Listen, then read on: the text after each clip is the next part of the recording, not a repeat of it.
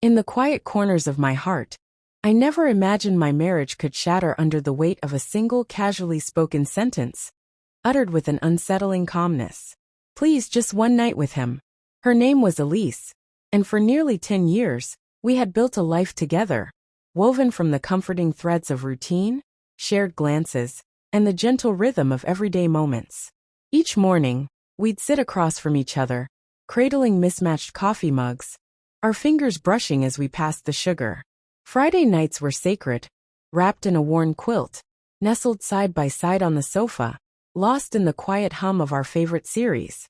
Saturdays unfolded with slow, meandering strolls through the market, where we playfully debated over indulgent artisan bread versus practical choices. Our life wasn't extravagant, but it was steady, warm, and I believed it was unbreakable. Elise had thrived at a prestigious marketing firm for 6 years, her ambition and fierce determination always something I admired. Yet over the past few months, I sensed a subtle shift. Her wardrobe sharpened, outfits meticulously chosen, more polished, more deliberate. She lingered longer at the office, explanations vague but plausible. Then came a name that threaded itself into our conversations with increasing frequency: Victor Langston, her boss. Affluent, magnetic, newly single, and undeniably captivating. Victor was the kind of man who commanded attention effortlessly. His charisma was a quiet force that seemed to echo long after he left the room. At first I laughed it off. Who wouldn't be intrigued by someone so dynamic? It felt harmless, just a passing intrigue. But that fascination soon deepened into an all-consuming presence. Victor became a ghostly figure in our home. Not in body, but in the stories Elise shared. Over dinners, she recounted his witty remarks, his bold strategies. She quoted him as though his words were gospel. What cut deepest were the comparisons she began to draw. Subtle, but sharp as a blade. Victor would have handled that differently, she'd say. Or Victor always knows how to close the deal. Each mention was a small chisel, eroding the foundation of what I thought we had, though I was slow to recognize the damage as it unfolded. Then came the night that shattered everything. We sat across from each other at just the two of us. He feels a connection, says there's something between us. He wants one night, just one. No expectations. I'll come back to you afterward. I promise. The world seemed to tilt beneath me. The wine in her glass trembled, mirroring the weight of her words as they settled between us. My heart thundered, breath caught somewhere deep in my chest. But my mind sliced through the shock with sharp clarity.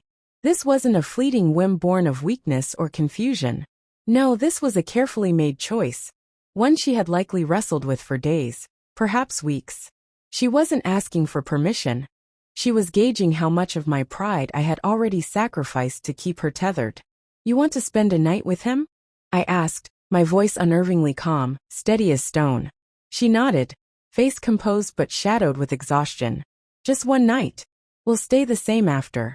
I need to explore this to understand where I stand. Then I'll move on. I said nothing at first. Instead, I pushed back my chair, the scrape of wood harsh in the stillness, and walked to our bedroom. From the wardrobe, I pulled down the old duffel bag we'd taken on our honeymoon in Capri, its zipper still stiff with the memory of that joyful escape. I began folding my sweaters, packing my books and the fragments of my life. Elise followed me, confusion and panic threading through her voice. What are you doing? Granting your wish, I replied quietly, folding a jacket with deliberate care. If one night with Victor is what you need, have it. Have every night you want. I'm done.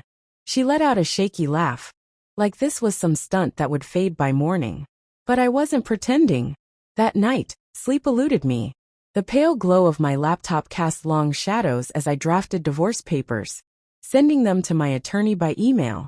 By dawn, I handed her the signed documents, my signature a bold declaration of finality.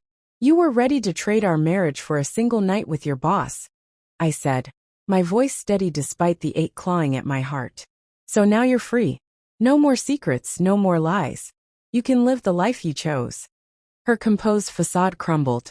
Begging poured from her in frantic, broken words. She swore it was a mistake, that she never meant to hurt me, that she'd stay if I forgave her. But tears couldn't erase the truth she had exposed. A woman who could ask for a night with another man wasn't someone I could trust to build a future with, to raise a family alongside, to grow old beside. The betrayal wasn't in the act she hadn't yet committed.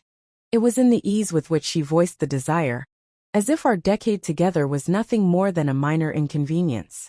The months that followed blurred into a haze of legal battles, cold silences, and the slow unraveling of all we had built. Elise moved out.